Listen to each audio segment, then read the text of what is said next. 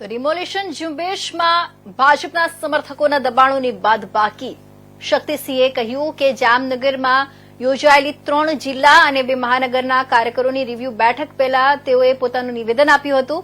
પ્રદેશ કોંગ્રેસ પ્રમુખ શક્તિસિંહ ગોહિલ ઉપરાંત પ્રદેશ પ્રભારી મુકુલ વાસનિક અને વિધાનસભાના વિપક્ષના દંડક શૈલેષ પરમાર ઉપરાંત સ્થાનિક આગેવાનો અને કાર્યકરો જોડાયા હતા।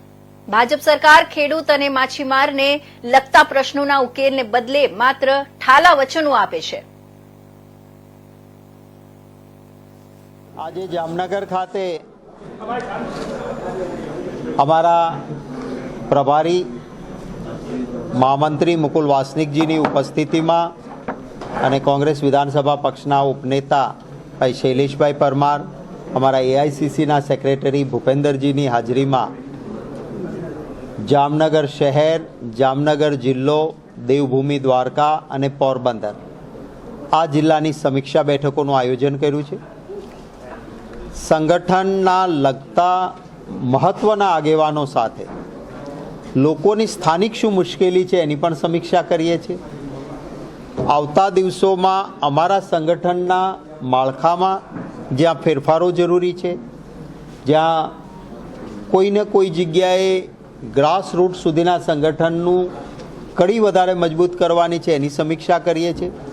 સમગ્ર ગુજરાતમાં દરેક જિલ્લાઓની આ સમીક્ષા બેઠકો 2-2, 4-4 જિલ્લાના વચ્ચેના માધ્યમ પર જઈને આ સમીક્ષા કરીએ છીએ। એના ભાગરૂપે આજે જામનગરમાં છીએ અને આજે જામનગરમાં સમીક્ષા બેઠક રહેશે।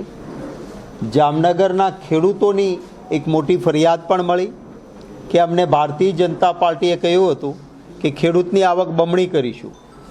જામનગર જિલ્લામાં મગફળી પકવાય છે। કોંગ્રેસના શાસનમાં છેલ્લે 2014માં 1 મણ એટલે કે 20 કિલોના 1300 થી 1400 રૂપિયા મગફળીના મળ્યા હતા। આજે દર વર્ષે ખેડૂતની આવક બમણી કરીશું એમ કહેનારી ભાજપના શાસનમાં ખેડૂતોની મગફળીની કિંમત 900 થી 1100 રૂપિયા પહોંચી ગઈ છે। બીજી તરફ જે તેલનો ડબ્બો 1700 રૂપિયામાં મળતો હતો કોંગ્રેસના શાસનમાં, જ્યારે મગફળીના 1300 થી 1400 હતા, એ તેલનો ડબ્બો 2800 રૂપિયાનો પહોંચ્યો અને ખેડૂતની મગફળીની કિંમત ઘટી। સમાચાર